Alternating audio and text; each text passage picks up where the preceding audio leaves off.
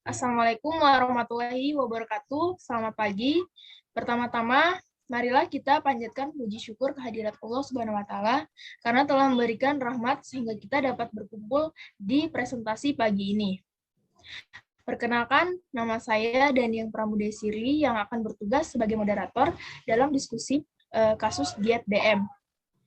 Adapun anggota kelompok saya, yang pertama Regita Novianti, yang kedua Muhammad Wira Kurniawan, yang ketiga Erli Yuliani, dan yang keempat Della Saputri. Baiklah, teman-teman, langsung saja kita mulai ke sesi yang pertama, yaitu pembukaan. Sebelum itu, marilah kita mengucapkan bismillah bersama-sama. Selanjutnya, penyampaian materi, saya persilahkan kepada Regita Novianti. Baiklah, untuk waktunya terima kasih. Untuk kasus 1, Tuan B, 41 tahun, datang ke rumah sakit dengan keluhan kaki kiri mengalami luka yang tidak kunjung sembuh. Lemas dan pusing, namun masih dapat berjalan dan beraktivitas. Pasien bekerja sebagai PNS di kantor desa dengan jam kerja pukul 8 sampai 15. Aktivitas ringan. Pasien tergolong dalam ekonomi menengah. Pasien jarang berolahraga, pasien tidak memiliki alergi terhadap bahan makanan tertentu, dan tidak memiliki masalah terhadap saluran cerna. Berat badan pasien yaitu 57 kilo dan tinggi badan 160 cm. Tekanan darah 158 per 90 mm hemoglobin, suhu tubuh 36 derajat Celcius, hasil pemeriksaan laboratorium yaitu glukosa 268 mm per dl, kolesterol 150 mg per dl, protein total 6,6 gram per dl, albumin 3,6 gram per dl. Yang pertama, apa jenis diet yang direkomendasikan untuk pasien? Diet yang direkomendasikan untuk pasien adalah diet DM. Yang kedua, bagaimana prinsip diet yang harus diberikan? Yang pertama, asupan kalori seimbang untuk mempertahankan berat badan normal yang dapat menurunkan kadar gula darah. Kedua, mengurangi dan mengatur konsumsi karbohidrat menjadi 3 kali makan dalam sehari. Yang ketiga, penggunaan gula alternatif dalam jumlah terbatas. Yang keempat, penggunaan gula murni dalam minuman dan makanan tidak diperbolehkan kecuali jumlahnya sedikit sebagai bumbu. Pertanyaan nomor 3, hitung kebutuhan gizi, energi, KH, protein, lemak, dan sebagai berikut pasien. Untuk kebutuhan gizi pada energi, menggunakan rumus Harris-Benedict. 66 ditambah 13,5 dikali berat badan, ditambah 5 dikali tinggi badan, dikurangi 6,8 dikali usia. 66 ditambah 13,5 dikali 57, ditambah 5 dikali 160, dikurangi 6,8 dikali 41. 66 ditambah 780,9 ditambah 800, dikurangi 278,8. 1646,9 dikurangi 278,8. Untuk hasilnya 1368,1 kalori. Karbohidrat 60% dikali 1368 sama dengan 820,8 kalori dibagi 4 untuk dijadikan gram, 205,2 gram. Protein 15% dikali 1368 sama dengan 205,2 kalori dibagi 4 untuk dijadikan gram, 51,3 gram.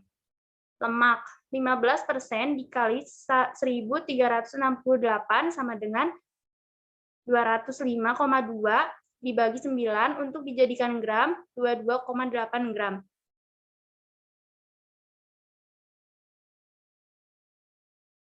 Baik, selanjutnya dibacakan oleh Erli Yuliani.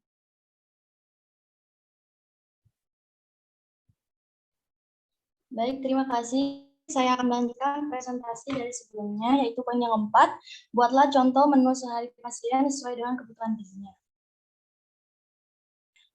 Dari worksheet praktikum DM, data keluhan fisik pasien yaitu Kaki kiri mengalami luka yang tidak kunjung sembuh dan lemas pusing. Interpretasinya, pasien mengalami sakit di bagian kaki sehingga pasien kesulitan untuk berjalan. Dan pasien juga mengeluh lemas pusing akibat penyakit yang dialaminya. Dari vital sign-nya yaitu dari data vital sign, tekanan darah 150/90 mmHg, suhu tubuh 36,5 Celcius.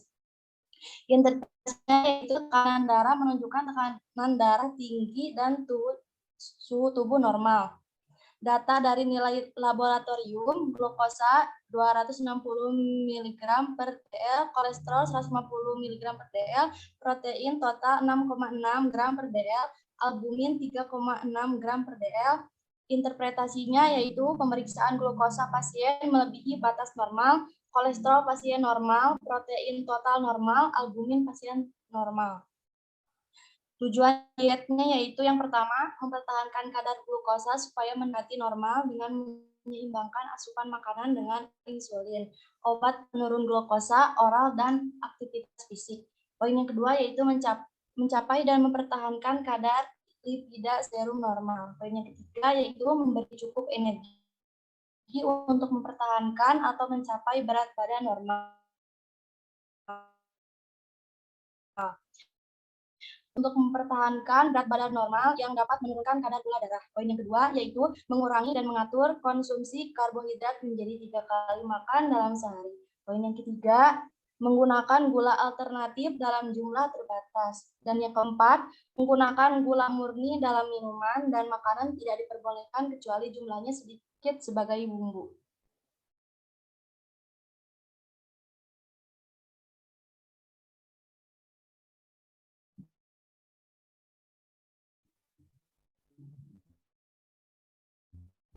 Baik, terima kasih sudah selesai.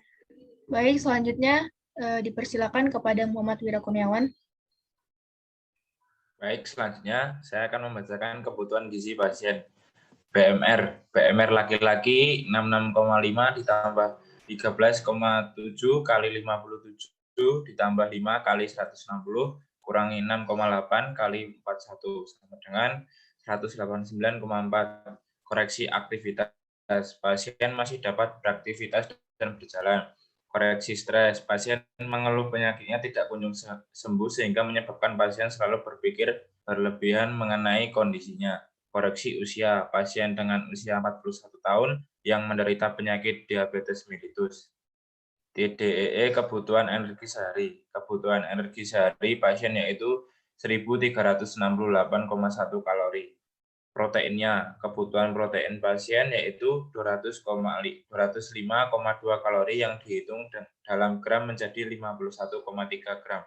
Karbohidratnya, kebutuhan karbohidrat pasien yaitu 820,8 kalori yang dihitung dalam gram 205,2 gram. Lemaknya, kebutuhan lemak pasien yaitu 205,2 yang dihitung menjadi 22,8 gram. Sarapan 20% kali TDDE sama dengan 20% kali 100 sama dengan 20 kalori. Snack paginya 15% kali TDE sama dengan 15% kali 100 sama dengan 15 kalori. Makan siangnya 30% per kali TDE sama dengan 30% kali 40 sama dengan 12 kalori. Snack sorenya 10% kali TDE sama dengan 10% kali 30 sama dengan 3 kalori. Makan malamnya 25% kali TDEE sama dengan 25% kali 150 sama dengan 37,5 kalori. Baik, terima kasih. Yang terakhir dilanjutkan oleh Dela Saputri. Baik, untuk rekomendasi makanan yang boleh dikonsumsi dalam sumber proteinnya ada ikan, daging, ayam tanpa kulit, telur, tempe, tahu, oncom, kacang-kacangan, kacang hijau, kacang merah, kedelai. Untuk sayurannya kangkung, oyong, timun, tomat, labu air, kembang kol, lobak, sawi, seledri, terong. Untuk buah-buahan, sari buah murni, jeruk, apel, pepaya, pir, jambu, belimbing. Susu skim atau rendah lemak, sumber lemak dalam jumlah terbatas, yaitu bentuk makanan yang mudah dicerna.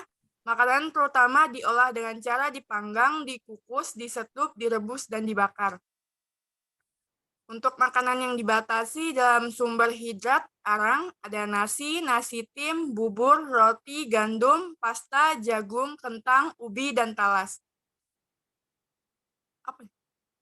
Sereal, mie, ketan, makaroni. Sumber protein hewani tinggi, lemak jenuh, yaitu kornet, sosis, sarden. Untuk sayuran ada bayam, buncis, daun melinjo, daun singkong, daun ketela, jagung muda, kapri, kacang panjang.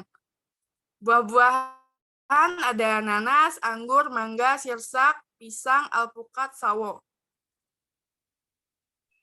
Dan makanan yang digoreng dan yang menggunakan santan kental.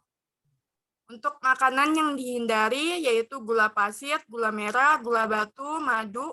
Untuk makanan dan minuman manis yaitu abon, dendeng, cake, kue-kue manis, dodol, tart cheese, sirup, selai manis, coklat, permen, susu kental manis, es krim. Untuk bumbu-bumbu ada kecap, saus tiram, buah-buahan yang manis dan diawetkan yaitu durian, nangka, manisan buah, tape. Untuk minuman yang mengandung alkohol. Baik, terima kasih. Baiklah, demikian presentasi dari kelompok kami. Sebagai moderator, saya minta maaf atas kekurangannya. Wassalamualaikum warahmatullahi wabarakatuh. Waalaikumsalam warahmatullahi wabarakatuh.